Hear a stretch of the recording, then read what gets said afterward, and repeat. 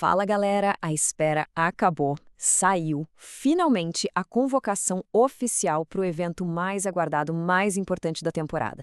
O lendário Churrasco da Gurizada da Marrocos. Esquece aquela história de janela de transferência de futebol europeu. A verdadeira engenharia de elenco, a tática de verdade, está toda aqui.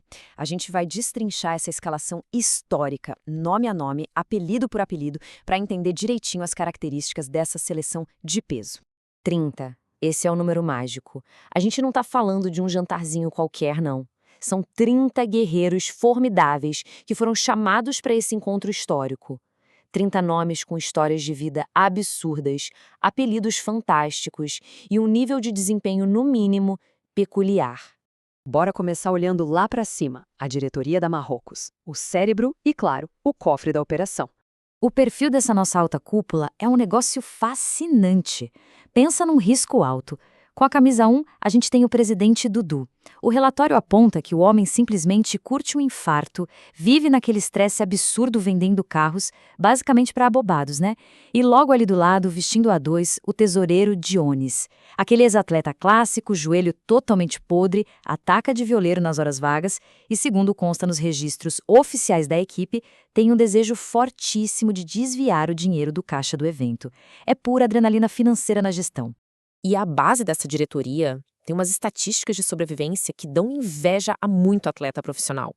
A gente tem o Tatu, o idealizador de tudo, que causou tanto tumulto na fundação da Marrocos que tomou a penalidade máxima.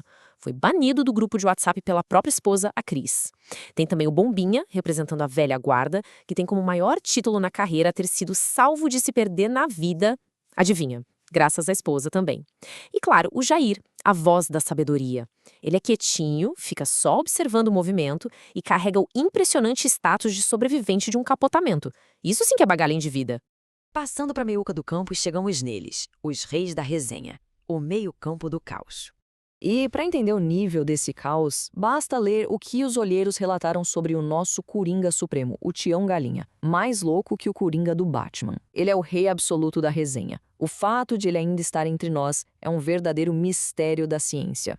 A galera até comenta que a expectativa tática atual é que ele acabe, de alguma forma, dando um tiro na própria perna de tão imprevisível que ele é. É uma energia em campo que ninguém consegue parar. E olha a rotina de treinos de alta performance desse meio-campo. O Nene Gomalina foca no seu perfil trabalhadorzinho e compensa qualquer falta de beleza com um grito de guerra maravilhoso e intimidador. Hereda dó, rapaz! Já o Vanderlei, o famoso gaúcho paulista, teve que ralar muito na juventude. Como faltava grana, ele treinou pesado para ser o maior trovadorzinho da região, aquele famoso bom de papo. E o Dieguinho? Bom, o Dieguinho é o homem da zoeira com uma rotina de dar inveja. De manhã, o cara entrega pacote da Shopee e de tarde abre aquele latão assistindo a sessão da tarde. Isso que é foco no esporte.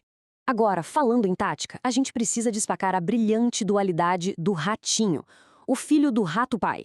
O homem tem uma adaptação absurda. Quando o jogo é lá no Genza, ele veste a camisa de playboy sem pensar duas vezes. Mas se a partida for no terreno da Marrocos, a postura muda na hora para verdadeiro maloqueiro. É aquele jogador totalmente versátil que todo técnico sonha em ter no elenco. Para fechar esse setor, a distribuição continua fortíssima. O Nego Vando, por exemplo, traz toda uma experiência de olheiro internacional. O cara simplesmente largou a Marrocos para se aventurar nos bailes de Assunção, no Paraguai, encantado pelas paraguaias. Tem o Gelsinho, cria da casa e herdeiro da lenda Celso Bar, que fica quietinho, mas sempre à pronta.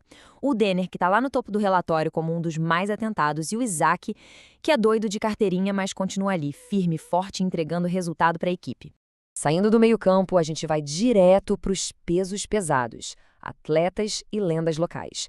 Físico, tradição e muita superação.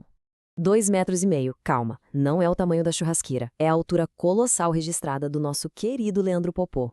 Mas o que choca as estatísticas não é só a estatura dele.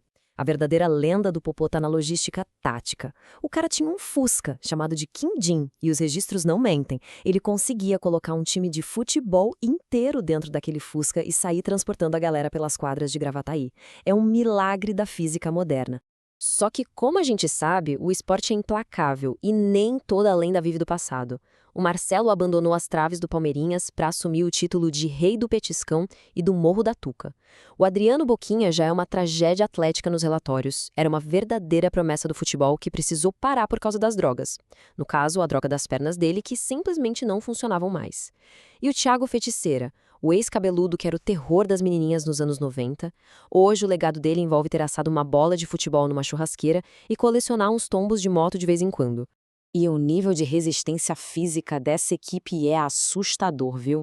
O Cristiano Casquinha trabalha estrategicamente perto da cerveja e tem a grande habilidade de pular catraca de ônibus depois de ser assaltado. O Diego do Beca, ex-piloto de Uno Tuning, gastava o tempo livre tomando mordida de cachorro. O Curupira, meu Deus do céu, teve o pé atropelado e não deu absolutamente nada, o cara é indestrutível. E o Arsene, que traz no currículo tático o perigoso envolvimento com a bola 8 e romances com mulher casada. E bem no meio dessa galera cascuda, temos a convocação de uma promessa da nova geração, o Braia, filho do lendário Thiago Feiticeira. E o departamento de análise é muito claro sobre ele.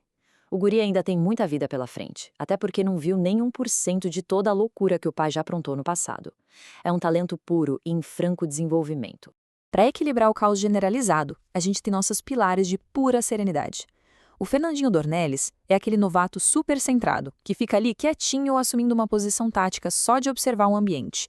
E o Leandro Peixereca, que é um cara que basicamente alcançou o nirvana. O relatório indica que ele simplesmente desistiu do casamento e, como resultado direto, finalmente encontrou a felicidade verdadeira no esporte. Sensacional. Mas nem tudo são flores. Vamos analisar o departamento médico e os desfalques. O drama das liberações e dos vistos. A logística aqui é um baita pesadelo. Olha o Bruno Seco. O cara agora é um cidadão europeu que anda de skate direto de Londres. Isso significa que o tesoureiro vai ter que dar um jeito de aceitar a caixinha em dólar?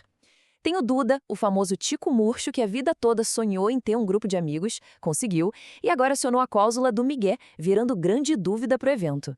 E a situação mais extrema é a do Dego, isolado lá em Santa Titiolina porque a mulher não libera viagem de jeito nenhum.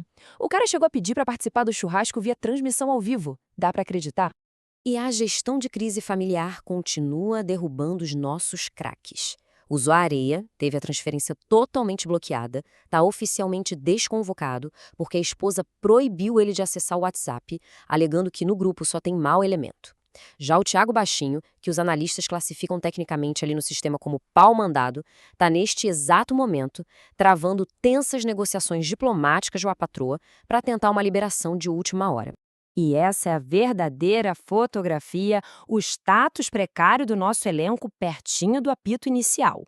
A gente vê uma fatia super sólida de confirmados, maravilha. Mas eles estão cercados por aquele pessoal retido no exterior, os craques cruciais que foram barrados na alfândega conjugal e, claro, a clássica porcentagem daqueles atletas que estão puramente dando um migué. É um mosaico perfeito da resenha de fim de semana, não tem jeito.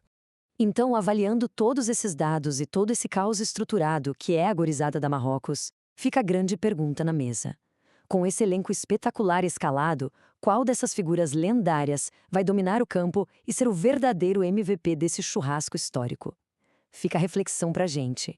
Valeu demais por acompanharem mais essa análise tática aprofundada e a gente se vê na próxima.